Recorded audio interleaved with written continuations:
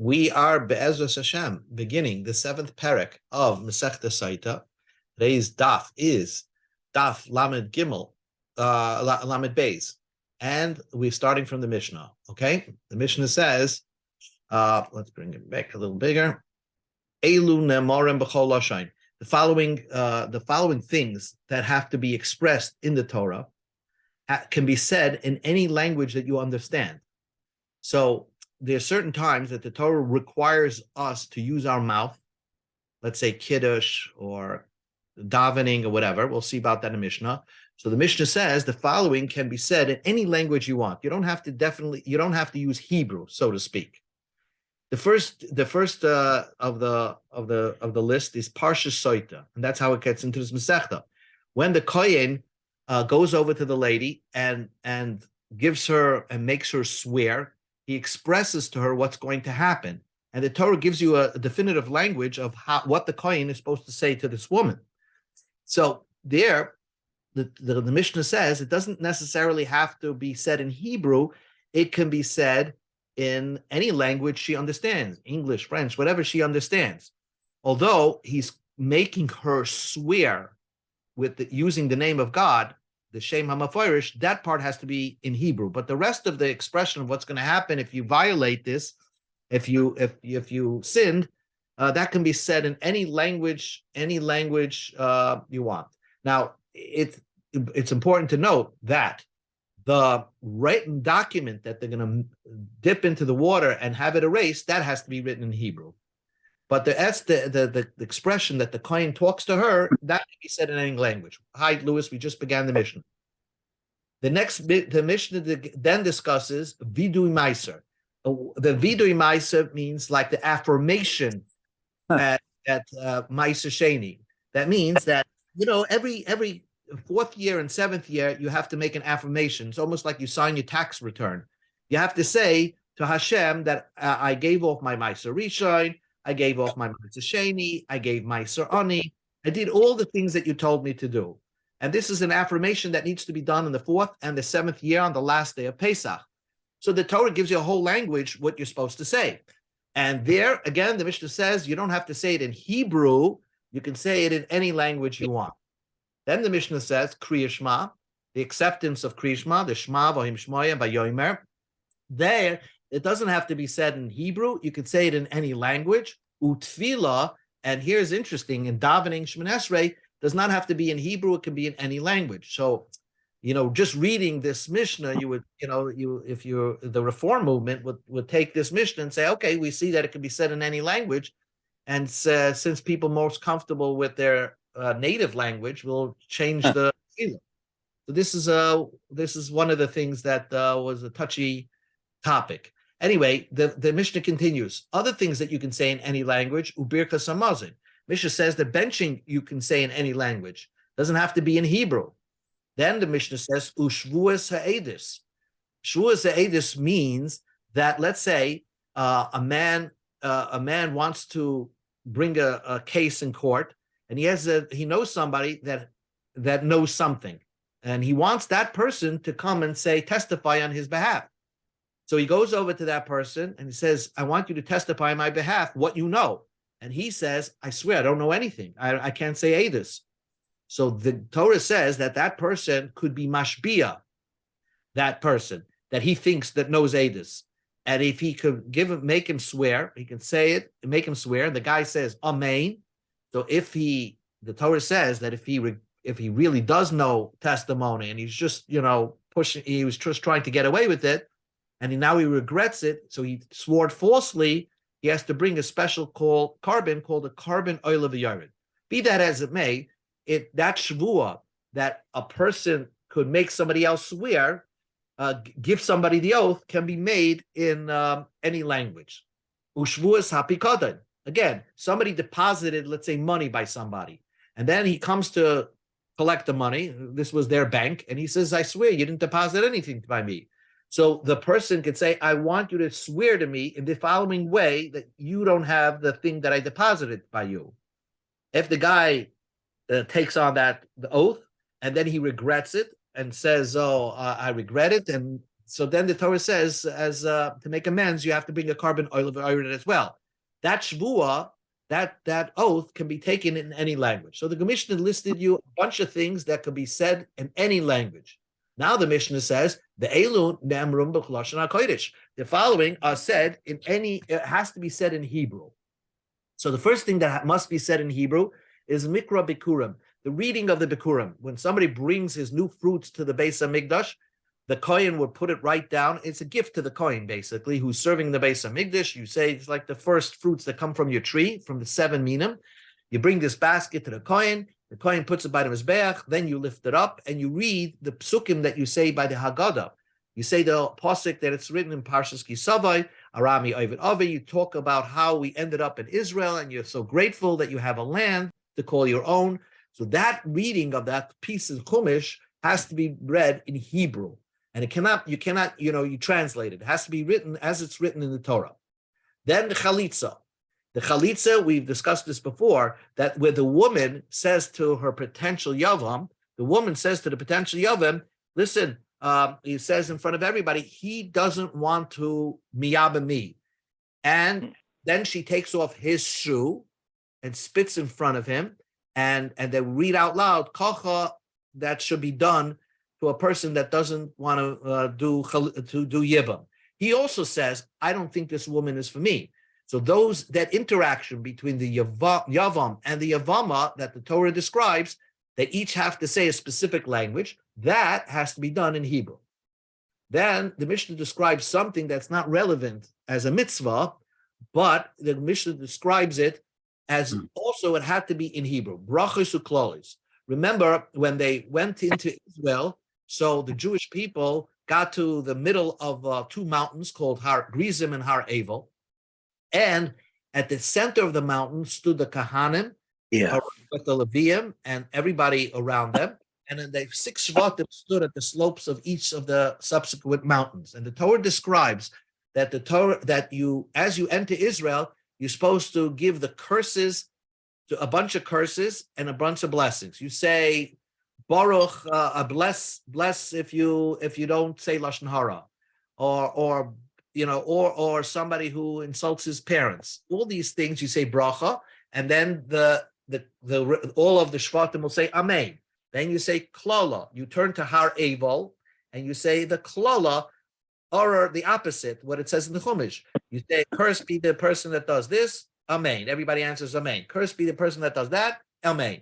And that was like the introduction as we began to take over Eretz Yisrael. In fact, I as a kid in camp, when Israel camp, they took us to climb Har Evel.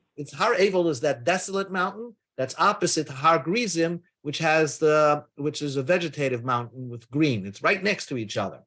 So the klalos that are written in the Torah and the brachos that you have to say, extrapolate from that, have to be said in Hebrew. And therefore, at that time, Yeshua said it, he instructed the Levium to say it in Hebrew. It could not have been said in any other language. Now, this is a story that happened in Tanakh. So why do we care about it, and why is it brought in the Mishnah? Because we'll see that the source of all the other things that must be said in Hebrew is learned from brachos uklolis. So therefore, it's brought into the Mishnah. Then the Mishnah gives you another thing that must be said in Hebrew is Birkas Kahanim, Duchani, has to be said in Hebrew. The Kahanim blessing the people must be do it in Hebrew. Ubirkas Kohen Gadol, the blessing of the Kohen Gadol after Yom Kippur, after the service of Yom Kippur, the Rabbanan, there was something that he did and said brachas there. It will learn more about in the Gemara, but that has to be done in Hebrew. Uparshas HaMelech, the parsha of the king, either it's the reading of the Torah, that the Mishnah Torah that the king did during the ceremony of Hakel, that also had to be done in Hebrew. Uparsha Eglas Arufa. The Parsha Eglas Arufa, we'll learn more about that, is the description of, let's say they find a dead body close to a city and they don't know who killed this person. So then Torah tells us that they had to take a young calf and then they chop his head off. And basically, the Bezdin has to say, our hands are innocent. We did not spill this blood. We don't know who did it. And that whole ceremony, which we'll learn more about, had to be done in Hebrew. Then the final thing that Mishnah says that must be done in Hebrew is Meshuach Mechama b'sha'ah shemedaber elham. As you know, when the Jews went into war, they had a special anointed kohen who was called the anointed one for the war, and his basic message was to deliver a specific pep talk to the Jewish people, not to be afraid to go into war, that the God is with them and they should have confidence and not be afraid. That message that he had to deliver, which the Torah describes what he should say, has to be delivered in Hebrew as the Torah said. So now the Mishnah goes and asks you the source of why certain things must be said in Hebrew. I mean, I would think that things should not need Hebrew. So the Gemara says like this: Mikra Bikurim Ketzah. The Mishnah says this is all part of the Mishnah. How do we know that the reading of the Bikurim have to be said? The declaration that you're so grateful of your first fruits has to be said in Hebrew. So the Gemara says, the Mishnah says, I'm sorry, the Torah describes you should raise your voice. V'anisa means raise your voice and say before God, Darami Ovid Avi, and the whole story of the Jewish people. And by the brachos of Klolos, it says, V'anu halaviyim v'amru, that the people, the Levium, had to raise their voices and say it. So by the brachos and Klolos, it also says the language of Anu, and by Bikurim it says V'anisa. So we can darshan a Gezerah Shava. Ma lahalam bil shayna kodesh, just like the blessing and the curses that were said by Har Grizim and Har Evo was said in Hebrew. Afkan. So we learn from here that the Mikra Bikurim have to be bil shayna kodesh in Hebrew language. Now we're going to see, how do you know over there? How do you know the Barachos and Klolos had to be written in Hebrew? In a moment, the Mishnah is going to answer that question. But another point, Chalitza Ketzad.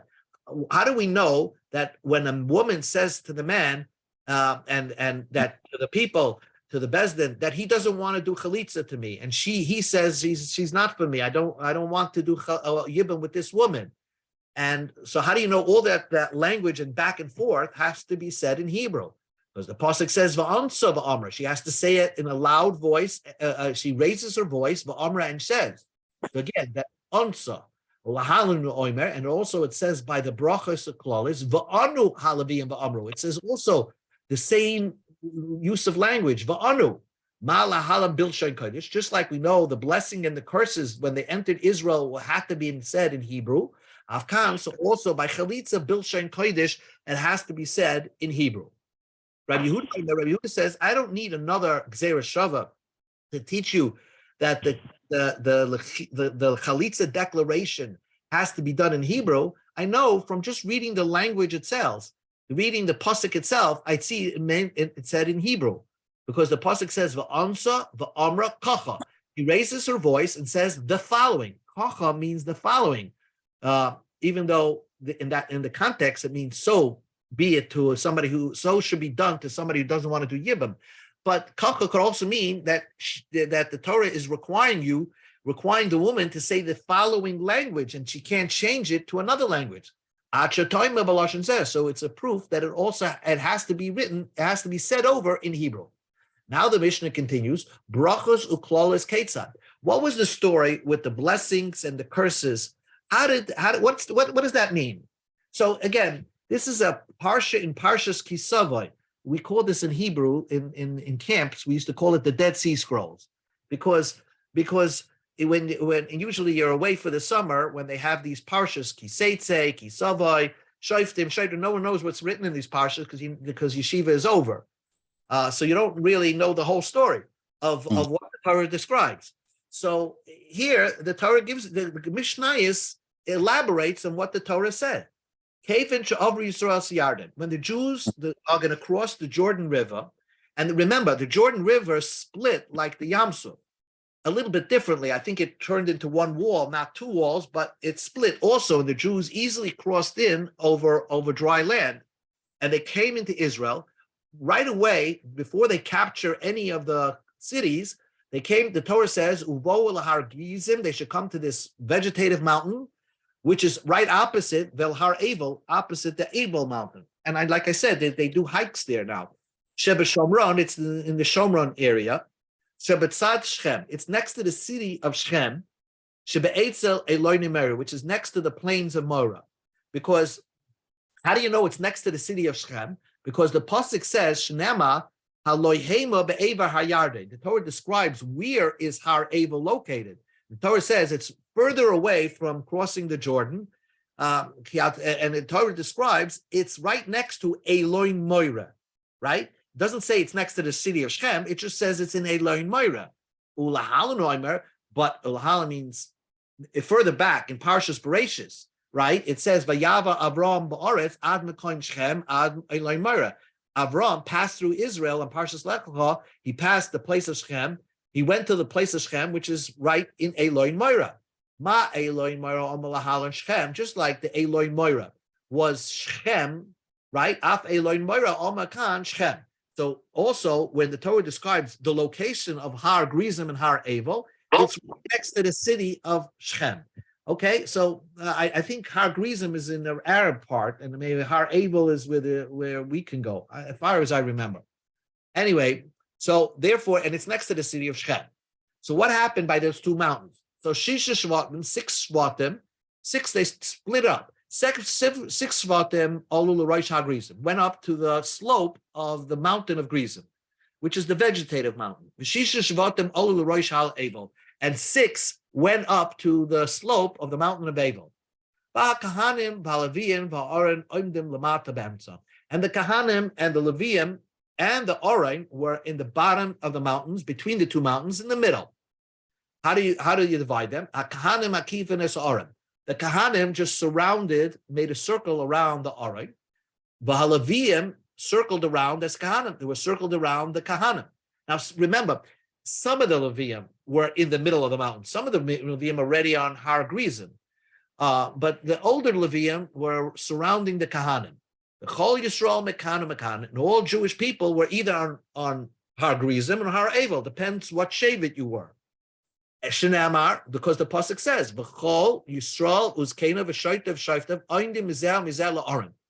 All the Jews, the elders, the enforcers, the judges stood on this side and that side of the Aron. So each one sat on a different mountain. This is in Sefer Yeshua. Hafchu Paneim Klape Har Grizim. So the Leviim, which were in the middle, they would turn their faces and face towards the mountain of Grizim, facing 6 Shvatim. Upaschu b'bracha, and they said the following bracha: Baruch ha'ish, blessed will be the person. This is like the declaration of basically what we're going to keep while we're going to take over Israel. That is our mantra. That's why we are allowed to kick out the Shivas Amim, the 7 nations, and take over Israel. As we say, Baruch Ish, blessed is the Jewish person, the person, Asher lo yaseh pesel u'masechel, who will not make a statue or molten image as an idol. And then ve'elu, then all the Klal Yisrael, the 6 Shvatim on Har Grizim, the 6 on Har Evel, answered, Amen. Then hafchu paneim klape Har Evel, then they would turn face towards Har Evel, upaschu b'klola, and repeat the same idea in a curse, which that's what the Chumash actually says it. What you're supposed to say is Ora Ish, the person who does this will be cursed. Asher yasa pesel masecha, who makes a molten image, right? Elu ve'elu oinem amen, and everybody would answer Amen. Ad shegoyim, until they finish brachas klolos, all the brachas and klolos that are written in the Chumash. The klolos are written in the Chumash, and you extrapolate that you should say it in a bracha version towards the people who are standing in Har Grizim. For example, the Torah says you have to say out Ora Makle Esreu Basasa, who, in a private way speaks Lashon Hara against his friend. He tries to degrade his friend in private. So that's one of the brachas and klalos that you said. Anyway, after they finished that declaration, that procession, they brought stones. When they crossed the Jordan River, they actually took stones that were middle of the river because the river dried up, and they took 12 stones from that Jordan, ubanu es mizbeach, and they went to and built the mizbeach. In other words, they went up Har Evel, and they built the mizbeach there, and they brought karbonis there. After bringing karbonis there, v'saduhu basid, then they put plaster on these stones, The Kosvu Allah Veskol Divrei HaTorah B'Shivim Lashon. They wrote on the plaster. They wrote the entire Torah in 17 languages. The simple Pashut way is that they wrote the Taryag mitzvahs. They wrote out the 613 mitzvahs, and they wrote it in 70 languages. Shnema, because the pasuk says Ba'er Heitev. You have to explain it very clearly, so that no matter that's what the Torah says. What you're supposed to do, write out the Torah. So we wrote it out on stones. Okay, some say the Ramban says they actually wrote from Bereshis, but that would make it. Yeah, it would be. You would have to have massive stones to be able to do that. Anyway, so they wrote these stones and they wrote the Torah right there on top of the mountain of Avil. Then they dismantled the Mizbeach. They took the stones. We go to Lamed Beis. They took it to a place called Gilgal, and there they set up the stones. And the stones, I guess, I don't know what happened to the stones. I'll try to research that. But then after Gilgal, the Mishkan ended up in Shiloh, as you know, and then it was destroyed, and then they built the Beis HaMikdash. So now we go into the Gemara. Parsha Sotah Menolam. How do I know that the Parsha of Sotah can be said in any language? The Gemara says, because it says twice. I highlighted it over here. Here's the psukim of Sotah. We've seen this before. The Kohen makes the woman take an oath, and he says the following to the woman. So it says one time the word Amar. Then the pasuk says it again. He makes the woman take an oath with a curse. And he says, the Kohen says. So why does it say twice? So to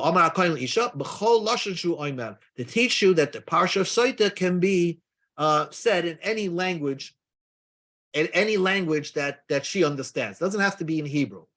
Tana the rabbis taught Mashmi and Oisa. We gave her to hear the declaration of the Kohen. B'chol lashon shehi shemas. In any language she understands. Now also, but we darshan something else. The Kohen says things that are not written in the Chumash, but from this extra va'amar, we learn that the Kohen has to say other things to the lady, and really lay it onto her why she's here. She should, and what's going to happen, and what did she do wrong? Almahi shoysa. She has to understand what brought her to drink. Uvamehi shoysa. And in what vessel is she going to drink this water? Alma nitmes. And what brought her that she ended up this way? Ubamehi nitmes. And how is she going to get punished? So let me explain. The Bryce explains. The Kohen has to explain to her Alma hi shoysa. He has to explain to her why she is here drinking. Al iske kinu v'stira, because her husband warned her not to seclude herself with such and such a man who stira, and she secluded herself with this man. So he has to spell it out to her again. Uvamehi shoysa, and he has to tell her in what she's going to drink the water, Sotah waters, this poison waters. She's going to drink in an earthenware, ugly cup. And because this is Mida Keneged Mida, she invited probably the adulterer in her home, and while the husband was out working, and she brought out her silver goblets to have a drink with him. So we, as Mida Keneged Mida, make her drink this water that's going to kill her in a vessel that's made of earthenware. And what brought her that she actually had an affair with somebody? What caused her that? Al iske like the eldest. We tell her it was you're immature and lightheaded. You don't take things seriously. Look what she gave up. She probably had a nice family, and she gave it up just for a fleeting moment of fun. Then we're going to tell you how you're going to get punished, because not all the time is she going to get punished. Remember, if she accidentally had relations with the guy or were forced into it, then the waters are not going to check her. Nothing's going to happen to her. You say, we're trying to understand, b'shoigig, if you did it by accident, then nothing will happen to you. Or b'mezid, or if you did it on purpose, then you're going to die. But if you forced into it, or b'ratzin, you did it willingly. But kol kach lama, why do we have to express to her that sometimes nothing's going to happen to her? And we explained to her that when nothing happens to her, it could be that you did it, but it wasn't totally beratzon. You did it willfully. Why do we have to tell her that? She'll degrade the whole water business and say, it doesn't work. You see, I sinned and it doesn't work. We'll tell her it doesn't always work. It works. It will not work if you were raped or if you did it not willfully. So that's why we have to explain it all out to her. And we learned this from the extra Amar that the Kohen has to add things that are not written in the Torah. Now the Gemara expresses Vidi Maisa, the affirmation that you gave off your Meiser, your Meiseris that was done in the 4th and the 7th year. How do you know that has to be done in Hebrew? Because the pasuk says, you have to say in front of God. I don't know if you have to go to the base of Mikdash to say it, it's not clear, but you have to say, I got rid of all my, tithes and trumas and whatever. You learn Amira, it says here Amira, and it says by Soita v'Omar, so we learned Gzer Shava, just like Soita could be in any language, so also Videi Maisa could be in any language. The Gemara says, Amalei Rav Zvidla Abayas, Rav Zvidla Zabaya, let us learn V'leilaf Amira Milaviyam. Let's learn the Amira Gzer Shava to Leviyam. That it says Amira by Videi Meiser, and it says Amira by the brachas and klolos. So Malahalam Bilshain Kodesh, Avkan Bilshain Kodesh. So just like over there was in Hebrew, and so let's say that Videi Meiser also has to be in Hebrew. Answers the Gemara because you don't learn Gzer Shava if the words are not exactly alike. Donin Amira Grei Dasa, Amira Grei Dasa. It says the word Amira alone by Videi Meiser, and it says the word Amira alone by Soita. It says Amar. So they're similar. So Amar, you can have a Gzer Shava. The Ein done in Amira Grei Dasa, you don't learn Videi Meiser. It just says the word Amar, Me'aniya Amira, because by the Levium, by the brachas and klolos, it says Va'anisa, Va'anu, Va'amru, Orur Ha'ish. So it says the word Anu. So therefore it's not so similar. So my choice of Gzer Shava is to learn it from Saita, where it says Amar alone. So Amarto Amar. So we learn from there that Amira has to be by Videi Meiser. It could be done in any language that you understand. Now the Gemara just brings a little agada to Gemara. Tanya, we learned in a brisa. Rab Shimon ben Yochai Omer. Rab Shimon ben Yochai says, Adam Omer Shivchai b'kol nama. A person should speak about his own praises. And it's important to build your own self-worth. You have to, every now and then, self-promote, put it that way. But you should do it b'kol namoch, in a low voice. Don't, scream it out. Ugnusai, but the things that you messed up, that you shamed yourself, b'kol ram, that you have to do in a loud voice. So what do we say? The Gemara is going to analyze this. Shivchai b'kol namach. How do you know you're supposed to say your own praises in a low voice? Mina Videi Meiser. Like Videi Meiser. There, the Chumash describes that you're so proud of yourself that you expressed how good you kept the mitzvahs. You made a bracha, you gave off the truma to the Kohen, you gave the Meiser Sheni, you followed up on Meiser Ani and the Meiser Rishon to the Levi. So the Torah tells you that, but it doesn't say Va'anu. You have to say it in a loud voice. It says say it. So therefore we know that speaking your praises, your own, what you did good, say it in a low voice. But you still should self-promote yourself. Genusei b'kol ram, but whatever you did wrong, you should say, and things that are not so nice about yourself, you say it in a loud voice, in a high-pitched voice. Why? You learn it in Mikra Bikurim. From the reading of the Bikurim, there the Chumash describes that we say, Arami Ovid Avi. We had this grandfather called Lavan Arami. He wanted to kill out all his grandchildren. And there the Torah says, by Mikra Bikurim, you have to say, Va'anisa v'amart. You have to say it in a loud voice. So the Gemara asks, you should say your own faults in a loud voice, and whatever you did wrong in a loud voice. But Rabbi Yochanan said in the name of Rabbi Shimon ben Yochai, I bet you didn't know this. Why did they make up? Why do we daven Shemoneh Esrei b'lachash silently? If we're talking to God and the rest of the prayers are done in a loud voice, why is Shemoneh Esrei done in a in a whisper? Today, the answer is because we self-confess what we did wrong to God. And therefore, we don't want the other person that's sitting next to me to overhear what I'm expressing. So we don't want to cause shame to the person that did sins. Therefore, we want to be able to, every person should be able to privately and quietly talk to God and admit the things that he did wrong. And where do you see that in the Chumash? There's no special place in the Beis Hamikdash where you brought a carbon chatas or a carbon oila. Chatas is brought on a sin. They both are slaughtered in the same north side of the Beis Hamikdash, and there was no separate place. So if I was an aerial observer, I wouldn't know what person who's bringing a carbon, what he's bringing a carbon for. The Torah wants to hide that the person who's doing an avera and trying to make amends, that should be done in private. So we see from here that a person should not say his loud things that he did wrong loudly. So why did we say before that Rabbi Shimon Yochai says you should say ugnusai b'kol ram? Whatever you did wrong, you should say in a loud voice. So the Gemara changes it. Loitema gnusai. Don't say, you should say your what you did wrong in a loud voice. Ale'emat sa'ara, your pain, your suffering, or let's say you need a refuah shalema. That you have to say in a loud voice. The time we learned in the Brisa, the Tame Yikra, a Mitzorah has to let everybody know that he's Tame. Mitzorah is a leprosy and he's sick. He has to let everybody know his suffering and his pain. And now you have many people that pray for that person. Anybody who has something that happens to him, he's going for an operation or something.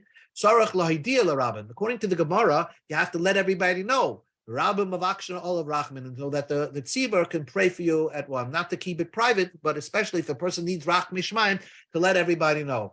And this is the benefit of having the WhatsApp chats.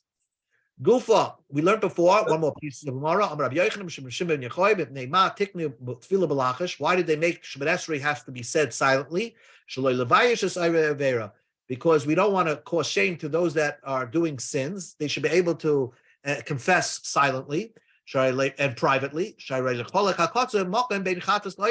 it was always a private matter in the Beis Hamikdash when you brought a carbon chatas as opposed to carbon oila. They both slaughtered in the same location in the Beis Hamikdash. So the Gemara says, "V'loi, is it so private when you bring a carbon chatas?" Well, you can dumb him. The splashing of the blood on the mizbeach is a very big difference. Dam chatas lamala. When you splash the blood of the chatas, it's on top of the mizbeach, above the midpoint. The dam oila, the blood of an oila lamata, is on the bottom. So everybody does know who's bringing a chatas and who's bringing the oila. And says the Gemara, Hasan Kohen, who the other. The one that goes next to the mizbeach is the Kohen. So it's only one person. In the Azara, people can view where they're slaughtering the animals. So that's more of a public square. But when the Kohen goes privately and takes care of the service of splashing the blood on his be'ah, so yes, there is a difference between a chatas and a oila, but it's done private. Break the Gemara, but the animal, a chatas was brought by a sheep that was a female, and an oila was brought in zachar. So when you walk into the Beis Hamikdash, everybody knows what you're there for. If you're bringing a female animal, obviously you did an avera. And says the Gemara, not everybody can tell what's a female, what's a male, because the tail of the animal covers its private parts, or whatever. And therefore, you can't see what gender it is. So when your person's walking into the Beis Hamikdash, you can't really see if he's bringing a female animal or a male animal. So the Gemara says, "Tainach kifsa seira ma'iklameba." That's good if he brought a sheep, but if you bring a goat doesn't have a tail. So, and you could bring a goat for a chatas. So therefore, how is he covering up his avera by bringing a female goat when everybody will see that he's bringing a female? And says the Gemara, that's a choice that the person made. He's embarrassing self. He doesn't have to bring a goat. You can bring a female sheep and nobody will know if it's a male or female. The boile sui kifsa, he could have brought a female sheep, and he's bringing a goat. Therefore, we don't have to be concerned ourselves if this person is okay. Oh, yeah. Like, that's fine. One last question. That when a person did by accident, he sinned in the Aveira of Avodah Zarah, the Torah doesn't give you a choice to bring a sheep. The Torah says you only can bring a goat. Well, if somebody is bringing a female goat into the Beis Hamikdash, everybody knows it's a female goat, and everybody knows he did a big Aveira. The Loisaga, the Lavsira, you can't get away without bringing a goat. How we're protecting the privacy of somebody who did such an Aveira. And says the Gemara, when a person did the Aveira of Avodah Zarah, we want him to have more embarrassment because he needs a bigger kapara, a bigger atonement. So therefore, that's the exception. We want him to have a bigger shame, so he'll get a bigger kapara. He'll have an atonement. But generally, we don't want people who did an aveira, especially not related to avodah zarah, could be dizdus or anything like that, to be able to confess in private. And for this reason, the whole Shemoneh Esrei was done in silence. Okay.